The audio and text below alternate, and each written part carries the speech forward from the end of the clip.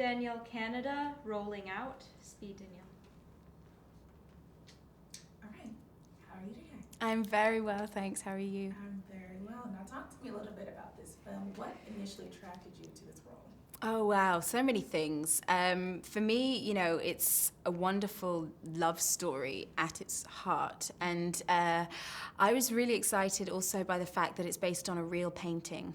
When I first saw the postcard of Dido and Elizabeth, I was intrigued. And I went to Kenwood House, which is where the film is set, and explored around there. And, I'd always wanted to do a period drama growing up, watching them on TV. That was a wonderful opportunity, and I'd never really seen a story like this told from this perspective before. We're very familiar with this world from other adaptations of the classics, but nothing told from the perspective of a woman of colour, and also to be directed by a woman of colour and written, that was just a wonderful combination. And it's just, as I say, an inspiring and an uplifting story. Okay. Now, being that it is based on a true story, which of her attributes did you most want to portray in this film?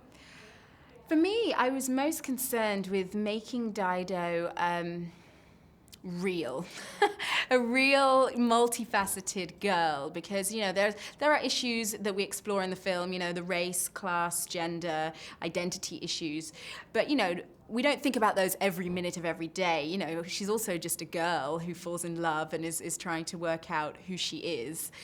So for me, I just wanted to make her a relatable human being, and also a determined, feisty heroine that we can root for. Absolutely. Now, talk to me about her role in the family, because initially it felt like she was loved and she was accepted, but then we realized that she had limits. She was more so kind of like a family pet, Yeah, it's kind of very complex, because she is the daughter of a slave, but also the daughter of a naval officer in the aristocracy, and the family embrace her to a degree.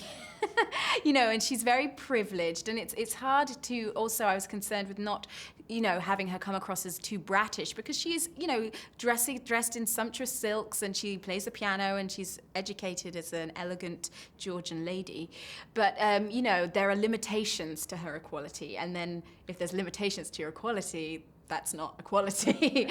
So I wanted to kind of explore the nuances of those humiliations that she goes through on a daily basis, like not being able to dine with the family, and being exoticized by these gentlemen that want to marry her but are sort of clumsily acquiring her as a trophy almost.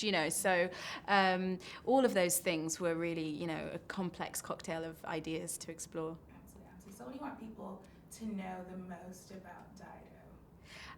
That she really existed. I think, that we have to embrace our heritage, and there are so many stories related to, the abolition of slavery and the slave trade. And I think, thus far, in films particularly, the African-American experience has been beautifully portrayed. But now this is a chance for the British perspective, and the British perspective through a woman's eyes. I hope people find it cathartic and inspiring. Absolutely. Well, thank you so much for chatting with me. Thank you.